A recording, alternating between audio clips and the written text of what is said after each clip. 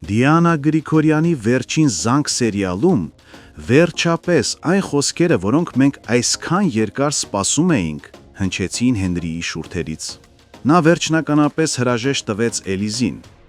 Չնայած Էլիզն արդեն վաղուց հասկացել էր, որ Հենրին իրեն չի սիրում, բայց միշտ հույս ուներ, որ գուցե նրա մեջ մի օր արթնանա պարտքի զգացումը, գուցե զղջա, գուցե չգնա։ Բայց այս անգամ ամեն բան տեղի ունեցավ առանց վարանելու։ Հենրին Միքայելի հետ զրույցից հետո առանց մեկ վայրկյան վարանելու բաժանվեց Էլիզից։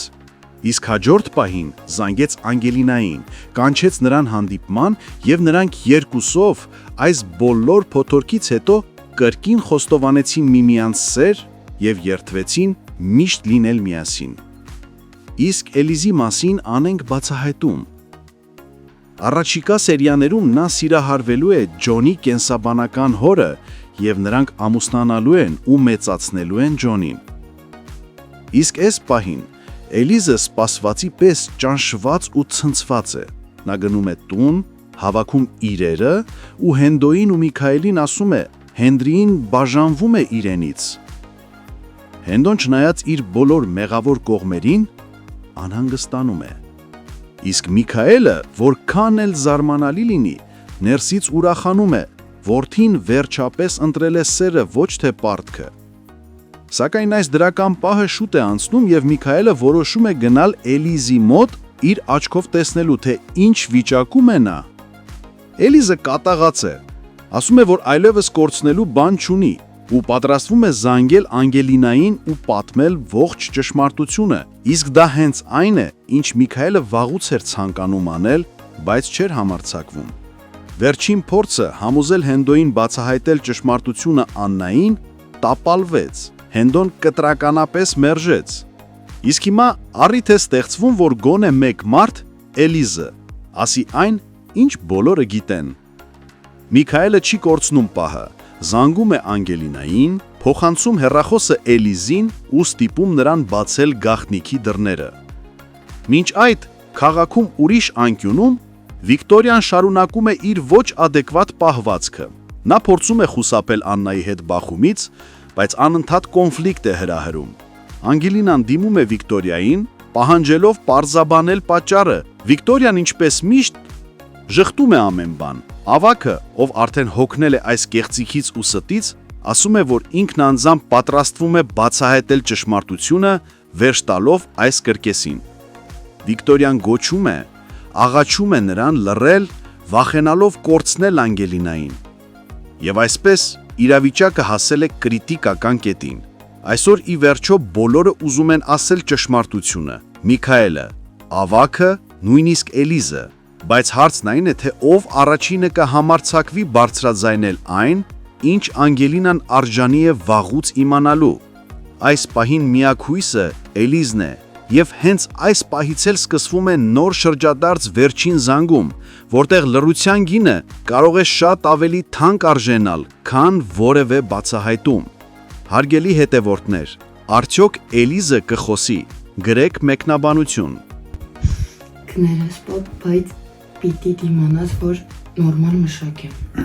Արա, անելիքդ արա, դու ինձ կներես, որ ես վիճակով դիմացդ նստած եմ, հերիք չի ստիպված ես վերքերս մշակել։ Պապ, ես ստիպված ոչ մի բան չեմ անում։ Մի ընտանիք ենք բայելով պիտի անեմ։ Պապ, ոնց ես։ Հղի եք, ասեք հղի ենք։ Ես ինչ մի ներկայացում եք խաղում, իբր չգիտենք, հա ինչն է ձեր կտրուկ որոշումների պատճառը։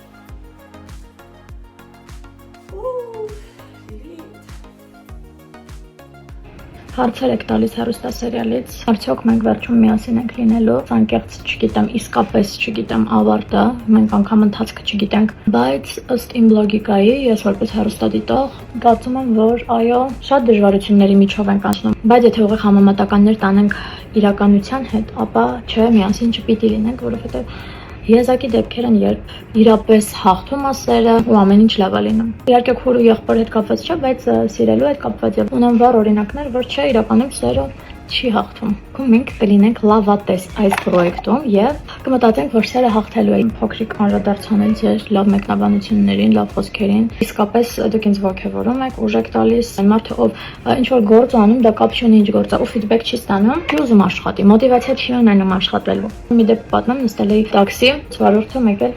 ստացի ռեակցիա բուրըն, վայ, Անգելինա 40 տարեկան մի մարդ։ Ելինը մեջ ճանաչում եմ, խոսում ենք սիրով լավ, բայց այդքան բուրըն ռեակցիա, Անգելինա, դու ես Ռոզա ջան, չեմ հավատում, sense դողացող ձեռքերով, ուրախ ու ես այդ ամենից sense իմ սիրտը լցվել էր։ Ես չի հավատում, որ այդ իմ հետ է կատարվում, այդ մարդը չէր հավատում, որ ինձ է տեսել, ես էլ մտածում էի, ոնց կարա այս բուրըն ռեակցիան իմ մասին լինի։ Ես ուրեմն հասել եմ ինչ-որ կետի, հանգեց իր մամային ու իր մաման շատ ուղիղ համեմատական գծեր տանելով, ասաց, որ ընդար Ֆրունզիկ Մկրտչյանին եւ այդ ժամանակաշրջանի տաղանդավոր դերասանների խաղին շատ մոտ ենք, մեր անկեղծությամբ ես եւ Լևոնը։ Ինքան պարտավորեցնող էր այդ խոսքերը, վարդում ես իրանց տուն հրավիրեց, օրվա ընթացքում շատ անգամներ այն հետ պատահում, ու դա ինձ ուժ է տալիս, որ ես ավելի մեծ սիրով նկարվեմ ու աշխատեմ։ Ուրեմն թե երբ ավարտվելու պրոյեկտը, նախնական տվյալներով ավարտվելու է դեկտեմբերին, եթե դեռ թարմացումներ չկան, մեր պրոդյուսերի մոտ իրականում, երբ որ ես մտածում եմ, որ մեր պրոյեկտն ավարտվելու է, ես շատ տխրում եմ։ Թվում է, թե ամբողջ ընթացքը երկար է ձգվում, մեկ-մեկ հոգնում եմ, մեկ-մեկ դժվար է, բայց այդ ամենին զուգահեռ ես շատ եմ սիրում իմ գործը։ Ամեն դժվարությանը զուգահեռ ես մեծ սիրով եմ գնում ու այդ անում։ Շատ են հարցերը իմ ու Լյովի ընկերանալու հետ կապված, միասին աշխատելու հետ կապված, արդյոք հեշտ է թե ոչ։ Շատ լավ ենք ընկերացել, շատ։ Իրականում ես դպրոցական տարիներից ի վեր միշտ ավելի հեշտ շփվել եմ տղաների հետ եւ ոչ աղջիկների։ Շատ դժվար է աղջիկների հետ, շատ, որովհետեւ աղջիկները միշտ կոնկուրենցիայի մեջ են, միշտ պայքարի մեջ են, ավելի հեշտ եմ ընկերանում տղաների հետ։ Դպրոցում էլ ես միշտ իմ շրջապատը ասենց պայքայինք, բայց ես տղաների հետ ավելի մտերիմ էի, ավելի ջերմ էի, իրանք ինձ քրոջ նման էին ընդունում։ Լևոնի հետ շատ հեշտ մտերմացանք, իր բնավորությունն էլ շատ լավն է, իմ բնավորությանը մոտ է, միասին շատ լավ ենք իրար հասկանում, աշխատում, կես բառից, կես հայացքից, մի խոսքով իրար հետ աշխատելու հետ կապված խնդիր չունենք։ Ինձ մնաց շուրթերս, աչքերս արագ անեմ եւ գամ ձեզ մոտ։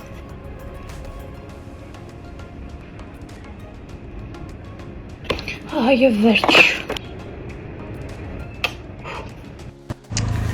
Այս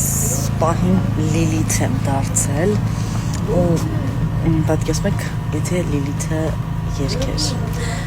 Моя душа такая нежная, у колонны каскасвеш. Ну, он сказал, что нежная душа у меня, стерва.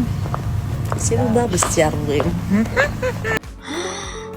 Հենց նոր իմացա, որ մենք վերջում միասին չենք լինելու։